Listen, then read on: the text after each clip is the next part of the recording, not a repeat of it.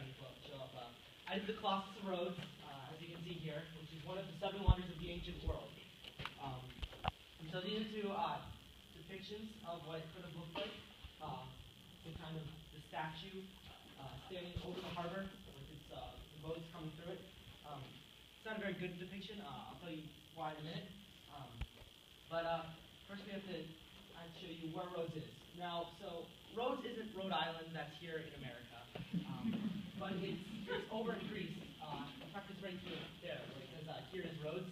And so it's located in the Aegean Sea, and it is the largest of the Dodecanese Islands, which are the islands in the Rhodes area.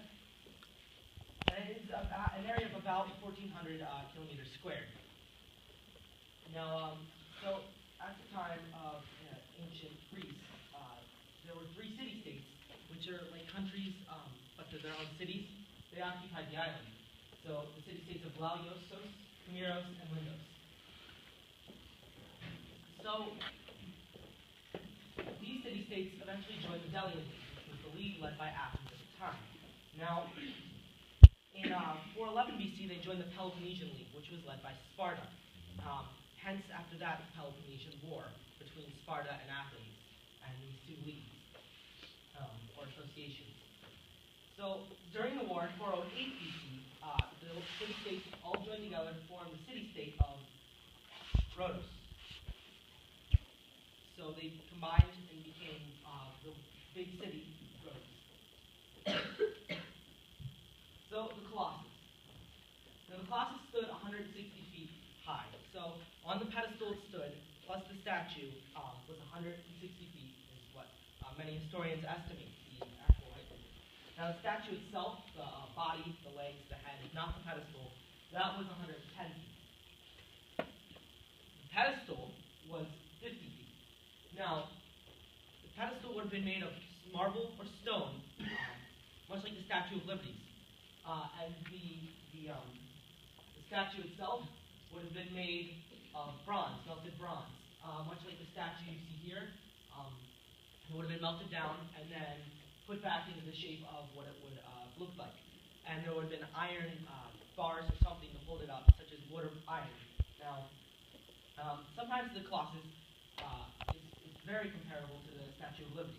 The Statue of Liberty is even sometimes called the modern Colossus because many think that it has probably the same shape of the Colossus, and they're very similar as they both stand on marble pedestals and were made of bronze. So, the Statue of Liberty stands 305 feet, and the statue is 111 feet, which is just 1 foot higher than the Colossus, which is quite close. It's interesting. But the pedestal makes all the difference. It's 194 feet. So that's why it's a bit taller. But if you just took the statues, they'd be the same height pretty much, which is pretty cool. Now, so a bit of history of why the Colossus was built. So, in 332 BC, Alexander the Great, who conquered most of the known world and was the king of Greece, he captures Rhodes from the Persians. So about 10 years later, he dies, and his generals, Ptolemy, Seleucus, and Antiochus, they split his land in the 30s. Now, Rhodes wants to be with Rhodes wants to be with Ptolemy, but Antiochus, who was the rival general, decides that he also wants Rhodes.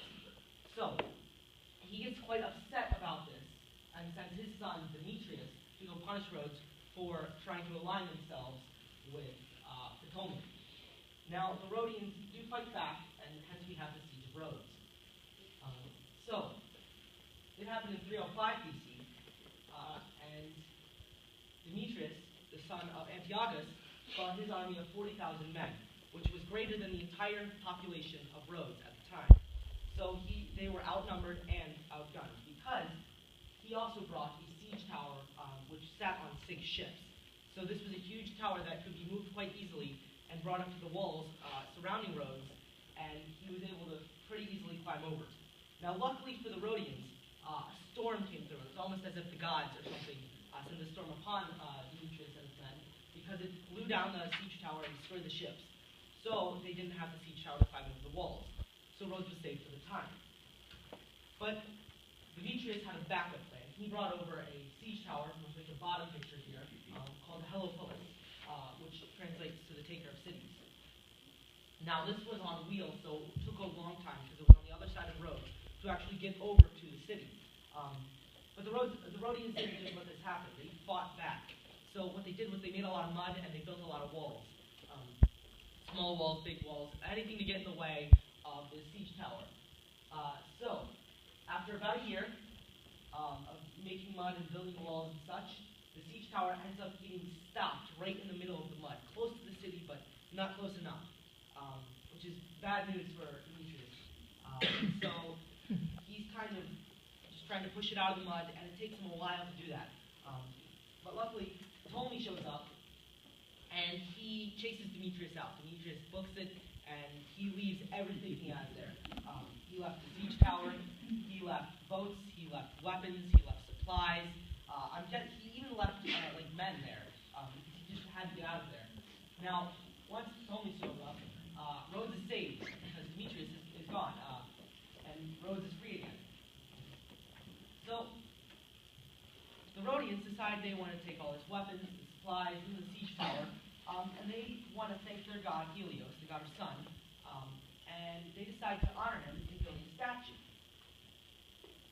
So in 292 BC, they built the Colossus. And this was a 12-year process, so it finished in 280 BC, and it was a good statue. It stood high over the harbor, much like our Statue of Liberty, celebrating their freedom, and looked out to sea, and it could be seen many miles because it held a torch at the top. And you would also be able to see the glint of the bronze reflecting sunlight. Now, unfortunately, the statue didn't stand very long. It only stood for about 50 or 60 years. Because in 226 BC, an earthquake struck and it fell down. So it was just destroyed. But the pieces were still there and it could have been rebuilt. In fact, Ptolemy offered to rebuild the statue, but the Rhodians thought that in some way they had offended Helios, and they decided that they didn't want it rebuilt at all. So it sat there for hundreds of years until in 7th century AD, Arabs from the south come and they destroy the statue and take all the remains and cut it up, and well, they sell it for scrap. So sad ending to the statue of Rhodes, the Colossus. Gone, destroyed, not even there.